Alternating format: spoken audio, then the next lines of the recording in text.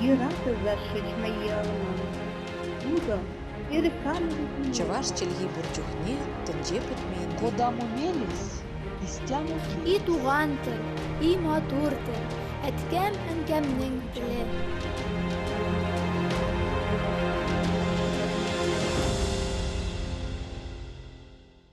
Исәнмесез, сіз Татарстан 24 каналында туған тел тапшыруын қарайсыз. Сезнең белән Гөлүсә Сыңгатуллина. Бүгінгі тапшыру бөтен дөнья көлке көне. Татар мәдәниятендә, әдәбиятында юмор һәм сатира, татар юмористлары, татарча шаяру һәм халыкны елмайта алырдай күренешләр хакында. 1 апрель бөтен дөньяда көлке көне булып санала. Әлеге бәйрәмнең кайчан ничек барлыкка килүе билгесез. Кемнәрдер мәзәк көне борынгы Римда февраль уртасында билгеләп үтелгәнди.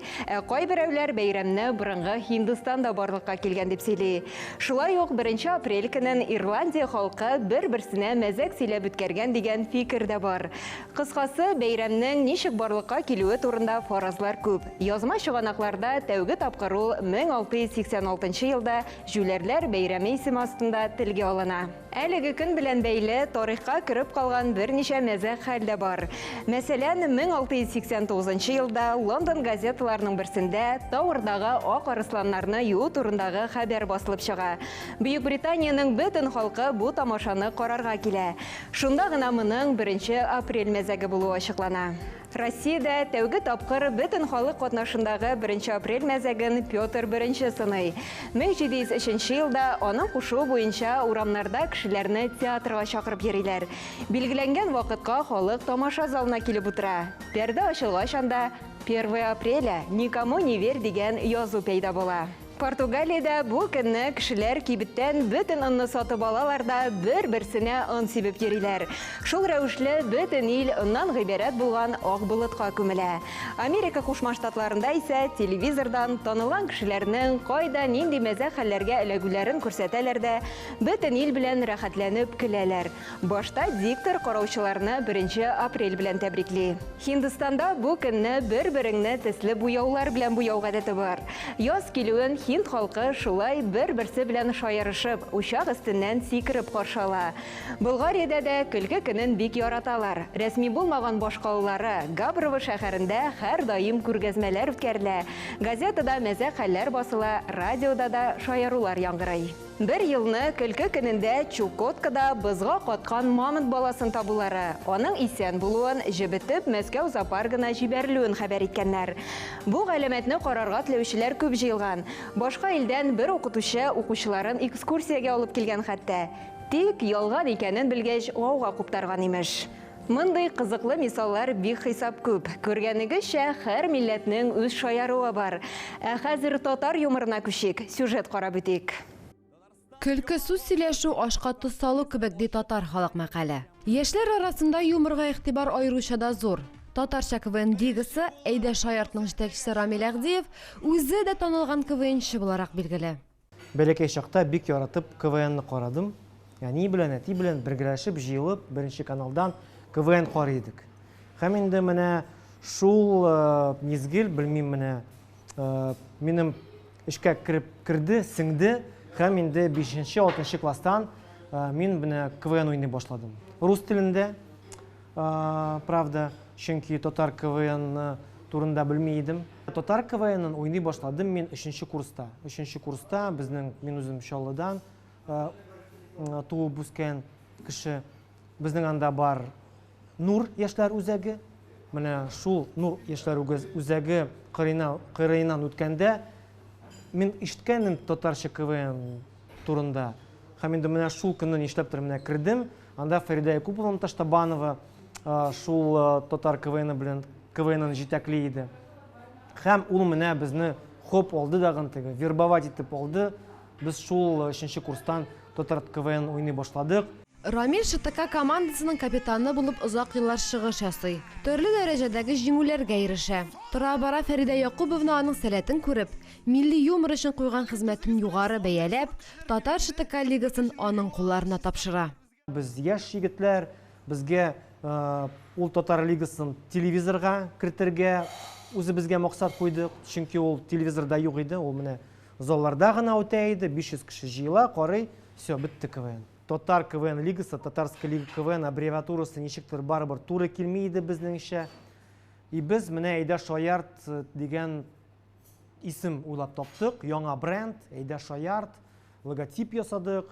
Һәм инде менә шундый үзгәрттек форматын, то есть безнең хәртеге 5-4 эшле табличкалар юк, өстәл артында утырмыйлар жюрилар, теге алып баручы дагын тумба артында тормый. Без менә алып аттык бөтен теге старый формат, ну, иске форматлар әйберләрен, һәм инде менә әзрәк теге ничек әйтим, иреклек керттек. Бүген инде әлеге лига яңа үрләр яулавын дәвам итә. Кайчандыр ШТК командаларын оештыручылар үзләре эзләсә, бүген исә безне дә үзегезгә алыгыз әле. Бездә татарча КВН уйныйк әле дип мөрәҗәгать итүчеләр шактый. Бу юнәлештән тагын бер тармак татарча стендап үсеп чыккан. Без төшерү төркемебез белән нәкъ шушы кичәгә эләктек. Без чыгышларны карамыйбыз, без җыелып бер-беребезгә чыгышларыбызны сөйлибез. Ләкин без бер нәрсәдә кисмибез, теге критиковать итмибез бер-беребезне. Без әйтәбез, барысы да яхшы, ләкин менә монда тагын менә булай истәргә була дип. То есть без өстәп кенә барабыз. Инде стендапер менә чыгыш ясаучы ул уже үзе карый, менә монда бик ошап китмәде бугай, монысын сөйләмим, менә бу өстәгәнен сөйлим, һәм монда чыгып сөйлибез дәген. Һәм инде монда кергән мәзәкләргә плюс куябыз, кергән мәзәкләрне алып атабыз. Рамил әфәнде бу проектлар әле бик яшь, аларны камилләштереп, яңа дәрәҗәгә күтәрү өчен вакыт, тырышлык һәм татар яшьләренең актив булуы кирәк ди. Юмор өлкәсендә үзен сынап карарга теләүчеләр, әйдәгез, сынатмагыз. Төрле милләтләрнең юморын барлаганда, юморның милләте бармы дигән сорау туа. Халык үзен читтән күреп бәяләгәндә генә үз-үзен тәнкыйтьли, кайбер гамәлләренә ирония белән карый ала торгандыр. Үз-үзеңнән көлә алу һәр вакытта да җиңел бирелми. Тик юмор хисе халыкны күңел төшенкелегеннән саклай. Юморның милләте бардыр, чөнки һәр милләтнең үзенә генә хас үзенчәлекләре, камиллеге һәм килеп җитмәгән яклары була. Татарларны алсак, безнең милләт шактый тыйнак. Кычкырып көлү, кешегә бармак белән төртеп күрсәтү безгә хас күренеш түгел. Шуңа күрә бездәге юморда шактый тыйнак кебек, тик ул акыллы, матур, тирән. Бу дәүләт театрының җитәкчесе, юмор остасы, Татарстанның халык артисты Раил Садриев исә юморның милләте юк, аның милли йөзе бар дип саный. Юмор ул халыкның үз-үзенә куйган диагнозы. Бүген нинди халәттә икәнне искәртеп торучы әйбер. Үзеннән көлә белгән халык кына яши алачак. Юмор ул көзгегә карау. Юмор бүгенге көндә милләтне торгызу коралы булырга тиеш. Ул милләтнең иммунитеты ди ул. Мунча ташы татар эстрада театрының җитәкчесе Гамил Әсхадулла исә татарда юмор бармы дигән сорауга булай дип җавап бирә. Татарның юморы булмаса, безнең театр тулы заллар белән шул гомер яши алмас иде. Татар юморы бар ул. Татар халкы итәгатьлерәк. Юмор ул нинди телдә булса да кешенең кәефен күтәрә торган әйбер. Әмма һәр халыкның үз этикеты була. Көлүне гадәттә ике төргә бүләләр – сатира һәм юморга. Сатира белән юмор арасында байтак уртак яклар бар. Һәр икесе тормыштагы мөһим кимчелекләрне, кешеләрдәге начар сыйфатларны ачып салалар. Ягъни икесе дә тәнкыйть итә. Шулай да сатира белән юмор икесе бер үк нәрсә түгел. Айырма көлү рәвешендә. Сатирада күбрәк шәфкатьсез көлү өстенлек итсә, юморда дусларча елмаю балкый. Сатира кимчелекләрне яндыра, көйдерә, юморист каләме исә иптәшләрчә тәнкыйтьли җитешсезлекләрдән арынырга булыша.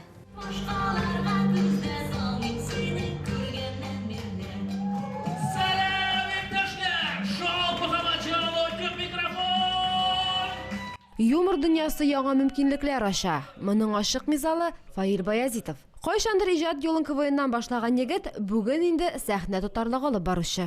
Тырышсаң, бөтен җирдән үзеңә файда алырга мөмкин. КВН аның өчен бик яхшы урын. Чөнки моннан беләбез бит инде режиссерлар күп чыга, сценаристлар, алып баручылар бик күп чыга бит инде. Һәм шуларның арасында мин дә инде. Юмор юнәлешенә килергә мөмкин. Монда бит фикерләргә өйрәнәсең, үзеңнең фикереңне җиткерергә өйрәнәсең. Шулай бит аннан соң инде тормышка да җиңелрәк караш булырга мөмкин. Шығыш ясаушылар, ягъни стендаперлар арасында студентлар гына түгел, төрле һөнәр ияләре бар. Мәсәлән, мөслим егете Илһам Шакиров веб мөхәррир. Җырлый белмәүче Илһам Шакиров дип исем фамилиядан үк көлке тудыра биредәге яшьләр. Авылдан көлә инде халык. Хамашы стереотипный нинди юмор. Авыл турында сөйләсәң, мәктәп турында, студентлар булса инде, общага турында, студенчество турында сөйләсәң, теге секс турында сөйләсәң дә көлә кеше. Аны әкренләп өйрәтәбез, пошлы шуткаларга да. Әкренләп өйрәнә яшьләр. Тормышта безнең бөтен җирдә бар. Именно менә сәхнәгә чыккач безнең нигәдер сугынны да бетерергә диләр, менә пошлы шуткаларында. Нишлә бу тормышта була, сәхнәдә булмаска тиеш. Стендап ул безнең тормыш бит инде. Тормышта булган әйберләрдә дә була. Юмор дөньясында хатын-кыз сирәк күренеш дигән стереотип яшәсә дә, татарча стендапта кызлар бар һәм алар шактый. Мин үзем дә хатын-кызның юморын күп очракта аңлап бетермим. Минем өчен ул якын түгел. Шуңа күрә мин үземнең юморымны ул белән ничектер нейтраль алып барырга тырышам, ләкин барыбер стереотиплар бар. Мин үземнең ирем турында сөйлим инде, менә шундый юмор шуткаларында кертеп җибәрәм. Минем тормышым көндә татарча стендап. Менә нәрсәшәсәң дә, әни дә әйтәм ягын саен. Кызым, менә моны турында сөйләргә кирәк бу стендапта дип. Чөнки менә ничектер тормышта төрле моментлар була име, и аны шу кызык итеп сөйләсәң, ул кешегә якын булачак һәм кызык булачак. Бер милләткә көлке булган нәрсә икенчесе өчен кызык булмаска мөмкин. Чөнки һәр милләтнең үзенчәлекле юморы бар. Татар юморын үстерү белән шушы яшьләр шөгыльләнә. Афәрин аларга, уңышлар юлдаш булсын. Һәр чорның үз анекдотлары, мәзәкләре була. Кешене бүгенге көндә күңеленә якын тема белән генә елмайтырга мөмкин. Юмор хис-тойгылар уятырга тиеш. Кеше килгәндә безнең тормышыбыз чыннан да шундый бит дип гыйбрәт алса, димәк юмор уңышлы дигән сүз. Күңел сәламәтлеге һәм баш мие эшчәнлеге өчен дә юмор кирәк.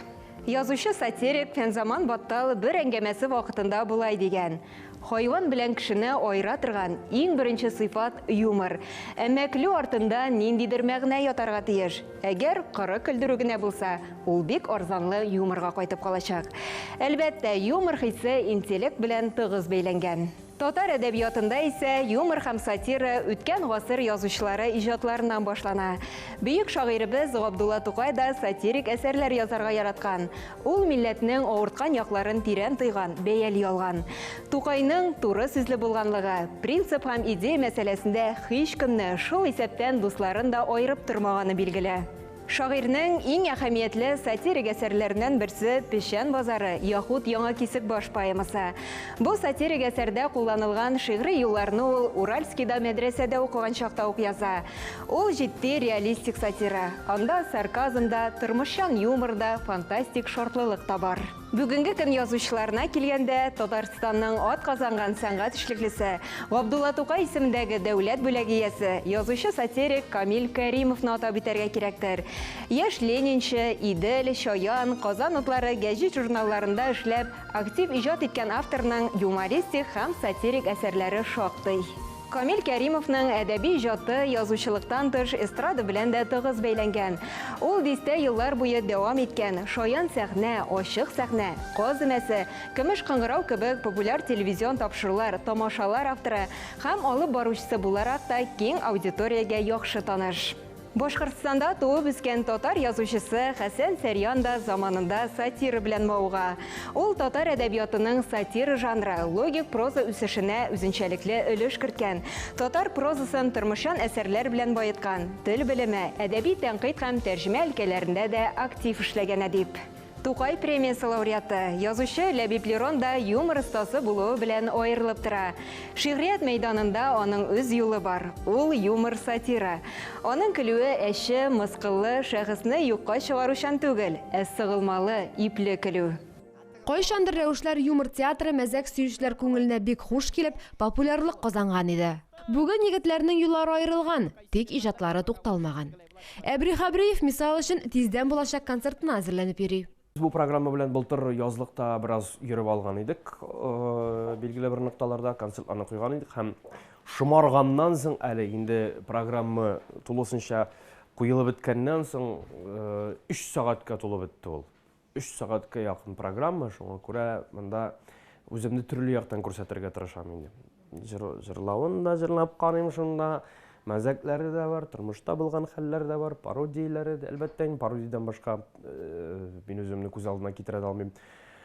Әйткәнемчә, беймим генә инде. Тамашачыга кайсы өлкәләр аеруча да якын? Ул нидән егылып көлә? Кайсы темаларны өстен күрә?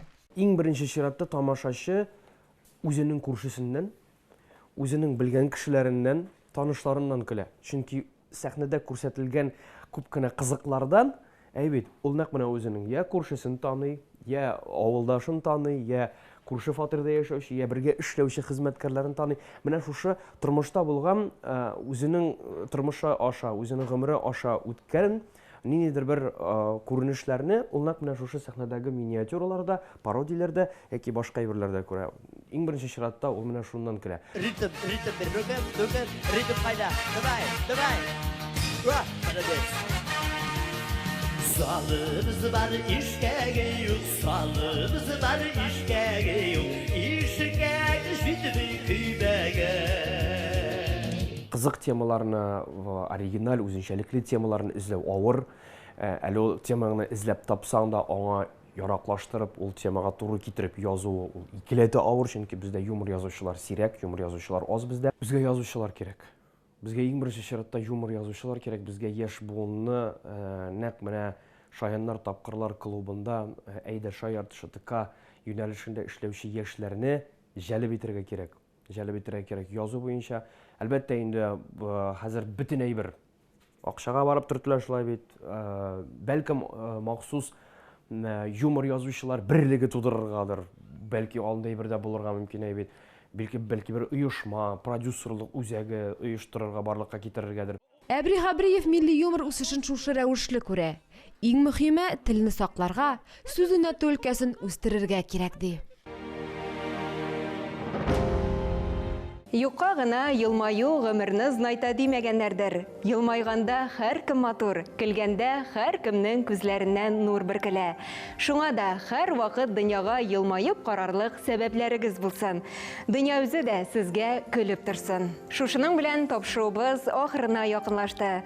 Бүген без бөтен дөнья көлке көне. Татар мәдәниятендә, әдәбиятында юмор һәм сатира, татар юмористлары, татарча шаяру һәм халыкны елмайта алырдай күренешләр хакында сөйләштек.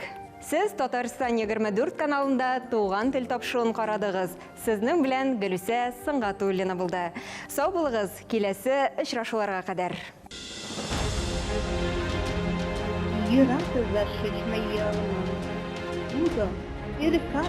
Чаваш Чельги Бурчухне тенҗе путмейнди. Куда мумелис, истяну И туган тел, и матур тел, әткәм әнкәмнең теле.